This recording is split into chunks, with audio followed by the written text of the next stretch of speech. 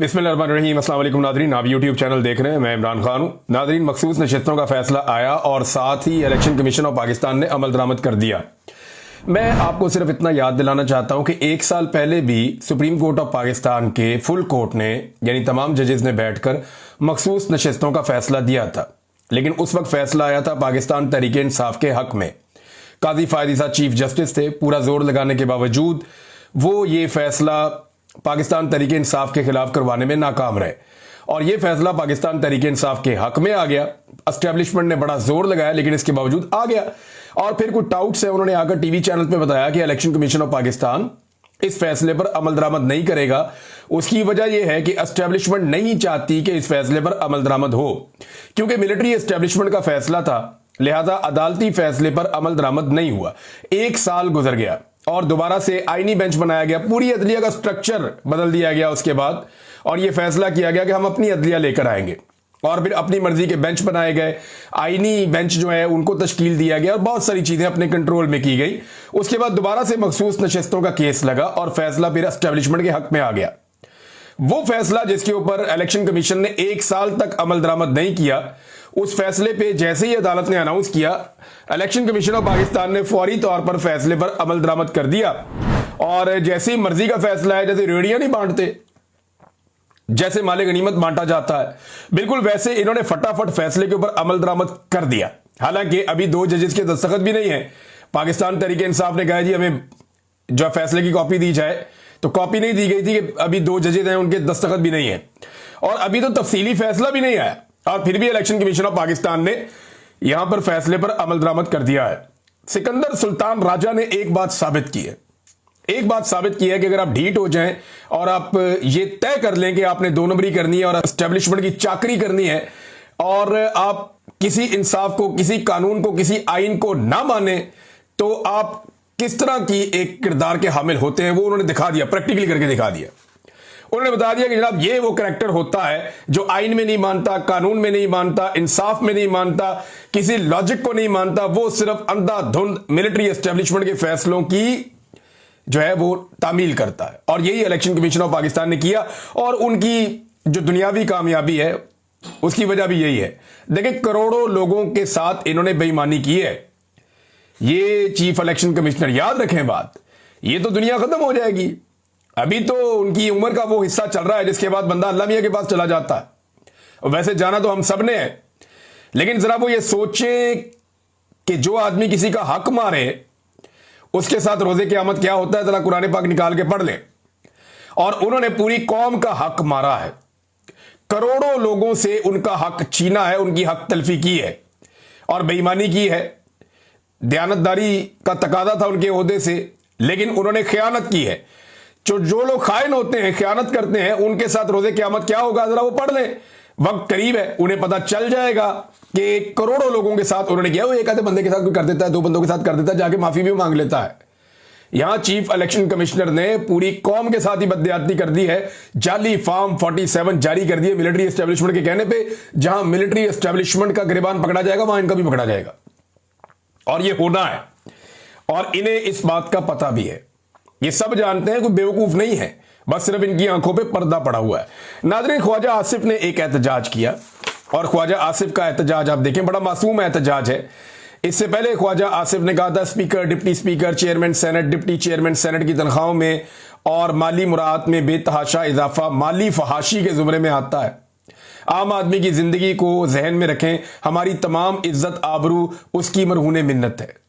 ये जनाब ख्वाजा आसिफ ने 11 जून को कहा था जब बजट आ रहा था और ये तनख्वाहें बढ़ा रहे थे अंधाधुंध। इन्होंने काबीना की तनख्वाहें भी बढ़ा दी हैं, एमएनएस की तनख्वाहें भी बढ़ा दी हैं, ये जो 4 नाम लिए इनकी तनख्वाहें भी बढ़ा दी हैं। पंजाब में भी यही किया इन्होंने वफाक में भी यही किया। अब ख्वाजा आसिफ का लेटेस्ट इसके ऊपर आया, ये माली फहाशी का सिलसिला 1 जनवरी 2025 से शुरू होता है। ये नोटिफिकेशन का हिस्सा है, यानी ये तनख्वाहें जो मिलनी है और मुराद जो मिलनी है ये 1 जनवरी 2025 से मिलनी है। पिछले 6 महीने की भी इनको दी जाएंगी। कौमी खजाने के इस्तेहसाल की ये इंतहा है। एक या दो अशखास अपने ओहदों की निस्बत से अपनी माहाना तनख्वाह और अलाउंसेज एक एमएनए से 4 गुना बढ़ा लें और जिम्मेदारी हुकूमत पर डाल दें। कौमी असम्बली के इदारे की कदर मंजिलत का ख्याल इसके निगहबान नहीं करेंगे तो कौन करेगा? वो सब फ्रॉड है। ख्वाजा आसिफ वफाकी वजीर है। ये काबीना में करने वाली बात को सोशल मीडिया में क्यों करते हैं? सोचा कभी आपने? ये लोगों को बेवकूफ बनाते हैं, ये अपना रिकॉर्ड सीधा रखते हैं। जनाब मैं तो उस टाइम भी मना कर रहा थी ना करना। ये ख्वाजा आसिफ जो रिमके ये ट्वीट्स वगैरह करते रहते हैं ना, या स्टेटमेंट देते रहते हैं, ये इसलिए देते रहते हैं कि कल को इन्होंने जनरल आसिम मुनीर को भी बुरा भला कहना है। जैसे आजकल जनरल बाजवा को गालियां देते हैं, जनरल बाजवा के ऊपर सारे इल्जामात लगाते हैं कि जनरल बाजवा ने इतनी घटिया सियासत की कि हमने सारी जिंदगी कभी सोची भी नहीं। कल जनरल आसिम मुनीर के बारे में इन्होंने यही कहना है। और उस वक्त इन्होंने ये ट्वीट निकाल के देखे जब आसिम मुनीर था ना, तब भी हम ये बात कर रहे थे। ये बारीक वारदात डाल रहे ख्वाजा आसिफ। हालांकि ख्वाजा आसिफ को इस वक्त अपनी औकात का पता है, उनको आइडिया है। वो DGISPR, वो बेचारा जब टीवी के ऊपर आते हैं, किसी चैनल पे आते हैं, जनरल अहमद शरीफ, वो कहते हैं इंटरव्यू देते हुए कि दुहाइयां दे रहे होते हैं कि यार हमारा सियासत में कोई ताल्लुक नहीं है, फौज सियासत नहीं कर रही है, हमें सियासत और दीगर उमूर के अंदर मत घसीटो। वो ये तरले मिन्नत कर रहे होते हैं हर मीडिया के ऊपर बैठ के, जब भी उन्हें मौका मिलता है। वो बेचारा दिन रात में लगा के एक बयानिया बनाते हैं DGISPR, और उनका boss, big boss Khawaja Asif, यानी आईनी तौर पे बिग बॉस है, वैसे तो औकात एक अर्दली वाली है, सभी जानते हैं। तो ख्वाजा आसिफ अगले दिन सारा बयानिया वाड़ के रख देता है। ख्वाजा आसिफ साहब आते हैं जनाब, 2-4 टीवी चैनल को इंटरव्यू देते हैं, बाई डिजाइन आते हैं, एकदम नाजिल होते हैं। 2-4-5 बंदे इन्होंने रखे हुए, आके उनको इंटरव्यू दे देते हैं, और इंटरव्यू देते हुए बताते हैं जनाब वो तो झूठ बोल रहे हैं DGISPR, उनका नाम नहीं लेते, जरूरत नहीं है ना, ये नहीं कहते कि वो झूठ बोल रहे हैं, लेकिन उनको झूठा साबित करके चले जाते हैं कि पाकिस्तान में कोई आईनी जमहूरियत नहीं है, फौज ही मिलजुल कर मुल्क चला रही है, और ये एक हाइब्रिड निजाम है। ये ख्वाजा आसिफ आकर हर दूसरे दिन गवाही देकर चले जाते हैं। और फौज बेचारी अपना बयानिया बनाती है, ये अपना बयानिया उनका खराब कर देते हैं। मामला पता है क्या है? ये कल कलां को अपने लिए मार्जिन रख रहे हैं कि जब नवाज शरीफ को दोबारा इनकलाबी होने का दौरा पड़ेगा तो उस वक्त क्या किया जाएगा, उस वक्त किस तरीके से खेल खेला जाएगा। अभी कुछ लोग ऐसी बातें कर रहे हैं कि शायद चौधरी निसार अली खान जो है वो कोई किरदार अदा करने वाले आने वाले दिनों में अपोजिशन और हुकूमत के बीच में। अब मुझे ऐसा लगता नहीं है, क्योंकि एस्टेब्लिशमेंट की नीयत कोई नहीं है। ये सारा कुछ हुकूमत ने नहीं करना, अपोजिशन ने नहीं करना। ये एस्टेब्लिशमेंट पे जब दबाव आएगा, जब एस्टेब्लिशमेंट दबाव महसूस करेगी, जब एस्टेब्लिशमेंट अवाम के नरगे में आएगी और अवाम के काबू में आएगी, और एस्टेब्लिशमेंट, आप जितनी मर्जी गालियां दें सियासतदानों को कोई फर्क नहीं पड़ेगा, जब तक एस्टेब्लिशमेंट को आप नहीं पकड़ेंगे, एस्टेब्लिशमेंट को काबू नहीं करेंगे, तब तक कोई बातचीत नहीं होगी, तब तक इंसाफ नहीं होगा। जो मर्जी बंदा बीच में डाल ले। बहरहाल ये खबरें फैलाई जा रही हैं या आ रही हैं, आने वाले दिनों में इनके बारे में भी पता चल जाएगा। ख्वाजा आसिफ साहब जनाब रोजाना की बुनियाद पे बयानिया वाड़ के रख देते हैं, जो DGISPR बेचारे बड़ी मुश्किल से बनाते हैं कि जनाब हमारा सियासत में ताल्लुक नहीं है। ख्वाजा आसिफ कहते हैं नहीं नहीं, सियासत तो कर ही ये रहे हैं, मुल्क को कंट्रोल भी यही कर रहे हैं। यहाँ पे हाइब्रिड निजाम जो है वो एक पूरा का पूरा लगा हुआ है। क्या खैबर पख्तूनख्वा हुकूमत खतरे में है? ये एक बड़ा सवाल है, आजकल उठाया जा रहा है। क्या पाकिस्तान तहरीक इंसाफ एक नई तहरीक चला सकती है? एक और बड़ा सवाल है, ये भी आजकल उठाया जा रहा है। दोनों के जवाब मैं आपके सामने रख देता हूं। एक तो यह है कि खैबर पख्तूनख्वा हुकूमत को खतरा नहीं है, ये पाकिस्तान तहरीक इंसाफ कहती है। दावा उनका यह है कि हमारे पास जो MPs है उनकी तादाद ज्यादा है, और कोई फॉरवर्ड ब्लॉक अभी हमें बनता हुआ दिखाई नहीं दे रहा। अगर कोई फॉरवर्ड ब्लॉक बन गया तो फिर तो ये एक दूसरी हुकूमत बन भी सकती है, पाकिस्तान तहरीक इंसाफ के अंदर से भी बन सकती है, जैसा कि कश्मीर के अंदर किया गया था। एक नया ब्लॉक बना के वहां पे नई हुकूमत बना दी गई थी। तो पाकिस्तान तहरीक इंसाफ की क़यादत कहती है कि उन्हें कोई खतरा नहीं है। और इमरान खान साहब जेल से मंडियों का जिक्र कर चुके हैं, यह भी हमें आइडिया है। दूसरी जानिब एक और तजवीज़ दी जा रही है पाकिस्तान तहरीक इंसाफ के अंदर, और वो तजवीज़ ये दी जा रही है कि मौलाना फजलुर रहमान साहब से जो है मामलात किए जाएं। और मौलाना फजलुर रहमान साहब से रब्ता किया गया है पाकिस्तान तहरीक इंसाफ की जानिब से। फजलुर रहमान साहब ने मुस्बत जवाब दिया है। उन्होंने कहा जी खैबर पख्तूनख्वा की हुकूमत गिराने का हमारा कोई इरादा नहीं है, लेकिन फलां फलां मामला जो है उनको ठीक किया जाए। गंडापुर साहब और उनके साथियों के हवाले से उनके बड़े एतराज़ात हैं, क्योंकि गंडापुर साहब को बिल्कुल पसंद नहीं आता जब भी मौलाना फजलुर रहमान साहब के साथ बातचीत शुरू होती है। वो ये समझते हैं कि अगर मौलाना फजलुर रहमान रेलिवेंट हो गए तो गंडापुर खानदान की सियासत इररेलिवेंट हो जाएगी। वजह यह है कि डेरा इस्माइल खान में गंडापुर खानदान जो है वो सियासत करता है, और इसी तरह डेरा इस्माइल खान में मौलाना फजलुर रहमान साहब का खानदान भी सियासत करता है। तो उनकी रेलिवेंसी बढ़ जाती है, तो गंडापुर खानदान के लिए प्रॉब्लम होती है। तो उनका हल्के की सियासत का मामला है, वो बड़े जो है वो कैनवस के ऊपर नहीं देख रहे इस मामले को। और जब हल्के का मामला होता है तो यही होता है। अभी चौधरी निसार से मुलाकात की है ना शहबाज शरीफ ने, तो वहां से जो नून लीग वाला फॉर्म 47 पे जितवाया हुआ है, वो मुतहर्रिक हो गया, उसने इंटरव्यू देना शुरू कर दिया कि जनाब ये कैसे हो सकता है, चौधरी निसार ने नवाज शरीफ को ये कहा हुआ है, वो कहा हुआ है। तो हल्के की सियासत, जैसे कि आपको इख्तियार वली वाला मामला याद होगा, जब परवेज खटक को बनाया गया तो उसने रोला डाल दिया था। वैसे मैं आज एक वीडियो देख रहा था, उसमें इख्तियार वली और कोई 2-4 और लोग साइकिलों पे आ रहे थे असेंबली, जब पेट्रोल 150 रुपए से भी कम था। जब पेट्रोल 150 रुपए लीटर से कम था तो ये लोग साइकिलों में बैठ बैठ के असेंबली में आ रहे थे और इन्होंने रोला डाला हुआ था कि मर गए, लुट गए, बर्बाद हो गए। और आज जनाब पेट्रोल जो है वो 350 का है और ये लोग लैंड क्रूजरों में आ रहे हैं, गाड़ियों में आ रहे हैं, प्रोटोकॉल्स इंजॉय कर रहे हैं। ये इनकी हालत है। हुकूमत भी फजल रहमान साहब से जो है वो गाफिल नहीं है। हुकूमत ने फजल रहमान साहब को अभी प्रोटोकॉल दिया है FC का, यानी फजल रहमान साहब की सिक्योरिटी पे। और वैसे फजल रहमान साहब की जान खतरे में भी है, ये एजेंसियों की रिपोर्टें मौजूद हैं और वो ये कहते हैं कि फजल रहमान साहब पे खुदा न खास्ता हमला हो सकता है और कुछ एलिमेंट्स उनकी जान के दुश्मन है। तो फजल रहमान साहब के हवाले से हुकूमत ने काम तो ठीक किया, उनकी सिक्योरिटी बढ़ाई जानी चाहिए। ऐसे लोग जिनकी जान खतरे में है उनको सिक्योरिटी देना बहुत जरूरी है। तो फजल रहमान साहब की सिक्योरिटी पर FC को मामूर किया गया है। ये एक पॉलिटिकल गिमिक भी हो सकता है ताकि फजल रहमान साहब को राम किया जा सके, क्योंकि प्रोटोकॉल और सिक्योरिटी ये ऐसी चीजें हैं जिनसे नॉर्मली जो है वो सियासतदान खुश हो जाते हैं। तो नाज़रीन, सवाल यह था कि क्या तहरीक इंसाफ एक तहरीक अब चला सकती है। देखिए, मायूसी बहुत ज्यादा तहरीक इंसाफ में, खासतौर पे जो कुछ D चौक में 2 मरतबा हुआ। एक मरतबा कारकुनों को छोड़ के उनका लीडर जो उस वक्त मैदान में था वो चला गया, दूसरी मरतबा गोलियां लग रही थी कारकुनों को, फिर छोड़कर चला गया। तो कारकुनों में बहुत मायूसी है। जो आखिरी जलसा मैंने देखा जिसमें अली अमीन गंडापुर ने तकरीर की, वहां पे जो कारकुनों की तादाद थी वो वैसी नहीं थी जैसी पाकिस्तान तहरीक इंसाफ के जलसों में होती है। यानी वो जलसा ठीक था, तगड़ा था, नॉर्मल पॉलिटिकल पार्टीज के जैसे जलसे होते हैं वैसा था। लेकिन जिस तरह बड़े पैमाने पर लोग उमड़ के आ जाते हैं ना, वो नहीं था, वो जोशो खरोश भी नहीं था। इसकी वजह यह है कि लोग थोड़े मायूस हुए हैं, खैबर पख्तूनख्वा में भी, पंजाब में भी, हर जगह पे, कि बहुत सारी तहरीकें चला के मौका बार बार जाया कर दिया जाता। अब क्या तहरीक इंसाफ एक तहरीक चला सकती है? तो चंद चीजें हैं जो तहरीक इंसाफ करे तो शायद चला ले तहरीक। मेरे ख्याल में मायूसी दूर करना सबसे बड़ा टास्क होगा। अभी देखें, इनकी इंटरनल मीटिंग हुई है, उसके अंदर ये आपस में झगड़ते रहे।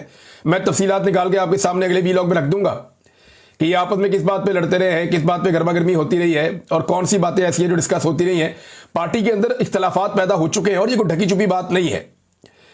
अलीमा खान साहबा को लेकर बड़े तहफ़्फ़ुज़ात का इजहार किया जाता है, कभी इमरान खान साहब के करीबी साथियों को लेकर तहफ़्फ़ुज़ात का इजहार किया जाता है, कभी सोशल मीडिया को गालियां दी जाती हैं। तो ये जो पॉलिटिकल पार्टी है इसके अंदर एक डिवीजन पैदा हो चुकी है और रीजन जो है वो खैबर पख्तूनख्वा की हुकूमत समझती है कि नॉर्मल तरीके से चीजें करनी चाहिए, जबकि लोग कहते हैं इमरान खान की रिहाई जो है वो हमारी सबसे मेन हिकमत अमली होनी चाहिए। अब तहरीक इंसाफ क्या तहरीक चला सकती है? मायूसी दूर करना होगी नंबर 1।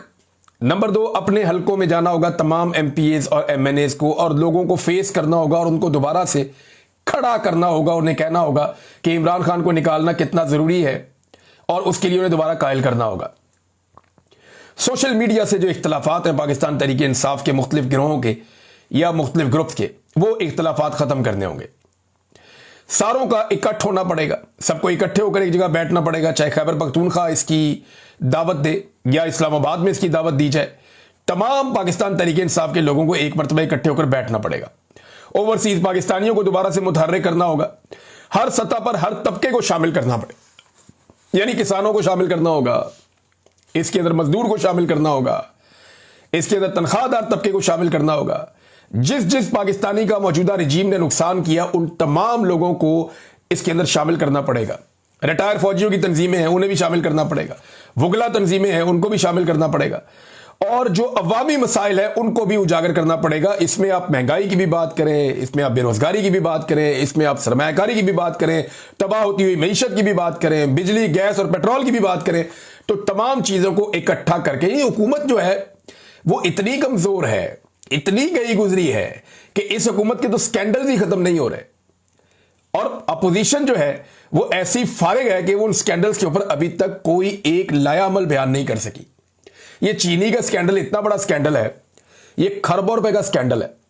पहले पाकिस्तान से बाहर चीनी को भिजवाया जाता है, उसमें माफिया बेशुमार पैसा कमाता है, अरबों खरबों, फिर वही चीनी बाहर से वापस इंपोर्ट की जाती है उतनी ही मिकदार में तकरीबन, और उससे दोबारा से माफिया अरबों रुपया बनाता है।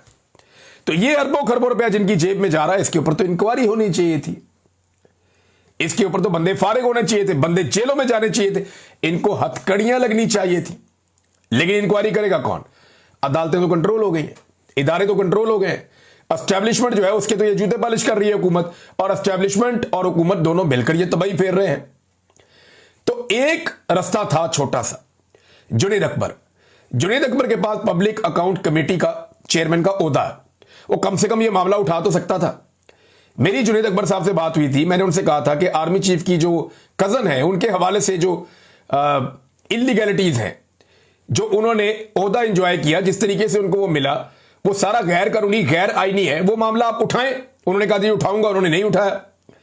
फिर चीनी का जो अरबों का स्कैंडल है, इसके ऊपर जुनैद अकबर साहब को मामला उठाना चाहिए था, सवाल पूछने चाहिए थे, नहीं किया। गंदम का इतना खौफनाक स्कैंडल है, उसके ऊपर कुछ करना चाहिए था। आज तक टके का काम गंदम के स्कैंडल के ऊपर भी नहीं किया। तो जो बड़े बड़े स्कैंडल्स हैं इस हुकूमत के, उसके ऊपर ये टके का काम नहीं करते। हालात इनके ये हो गए हैं कि गंडापुर साहब एक होटल जो तजावजात के जुमरे में आता है उसको हटा नहीं पा रहे कि ये ताकतवर का होटल है। इमरान खान के साथी इंतहाई कमजोर साबित हो रहे हैं, और ऐसे कमजोर लोग क्या तहरीक चला पाएंगे? अहमद खान न्याजी आपको याद होंगे, ये इमरान खान साहब के रिश्तेदार हैं, इमरान खान साहब के साथ होते थे हर वक्त, उनकी सिक्योरिटी का भी ख्याल रखते थे। तो अहमद न्याजी इस वक्त कोशिशें कर रहा है, बड़ा जोर लगा रहा है कि सारों को इकट्ठा किया जाए और इमरान खान की रिहाई पर फोकस किया जाए। तो अहमद न्याजी से मेरी एक गुजारिश है कि जिन लोगों के साथ मिलकर आप जोर लगा रहे हैं, इन्हीं से बचना है आपने। इन्होंने आपकी लोकेशन बता के आपको उठवा देना है, और ये प्रैक्टिकली मैं भुगत चुका हूं, और बहुत सारे और लोग भी भुगत चुके हैं। बहरहाल अवाम तो तैयार है तहरीक चलाने के लिए, लेकिन पाकिस्तान तहरीक इंसाफ की क़यादत डिविजन्स का शिकार है, और जब तक ये इकट्ठे नहीं होंगे, जब तक ये एक बयानिया के साथ नहीं आएंगे, जब तक ये हुकूमत की करप्शन को उजागर नहीं करेंगे, जब तक ये हकीकी अपोजिशन नहीं बनेंगे, तब तक ये तहरीक खड़ी नहीं कर पाएंगे। इनको बहुत तेजी से काम करना होगा, वक्त कम है। 10 मुहर्रम के बाद इमरान खान साहब ने ऑर्डर दिया हुआ है। यास्मीन राशिद साहबा का एक पैगाम देखो, जेल में बैठी हुई यास्मीन राशिद इनसे कितनी बेहतर और कितनी मजबूत है, जरा सुने उनका पैगाम। वो सहाफियों से बात कर रही थी। यास्मीन राशिद कहती है कि हम जेलों में अपने लिए नहीं हैं, इस मुल्क के लिए बैठे हैं। हमें पता है कि हम बेगुनाह हैं, हमें पता है ये हमें सजा देंगे, इसके बावजूद हम अपने मौक़िफ़ से एक कदम पीछे हटने को तैयार नहीं हैं। 2.5 साल के बाद हमने मुज़ाकरात के हवाले से बात की है। पाकिस्तान हमारा मुल्क है, हम उसे नहीं छोड़ेंगे, हम सिर्फ अदालतों के जरिए इंसाफ लेकर ही बाहर आएंगे। ये वो अज़म है जो हर पाकिस्तानी का होना चाहिए कि हमने एस्टैब्लिशमेंट के चुंगल से पाकिस्तान को हकीकी आज़ादी दिलवानी है। एस्टैब्लिशमेंट के चंद ऑफिसर बंद कमरों में बैठ के हमारी किस्मत का फैसला अपने बैरूनी आकाओं की ख्वाहिश के ऊपर नहीं करेंगे। हम करेंगे फैसला, क्योंकि ये हमारा मुल्क है, हमारे फैसले इस मुल्क के अंदर चलेंगे, और जब पाकिस्तानी फैसला करेंगे तो पाकिस्तान के हक में वो सबसे बेहतर फैसला होगा। अब तक के लिए इतना ही। अपना ख्याल रखिएगा, अपने इस चैनल का भी। अल्लाह हाफिज।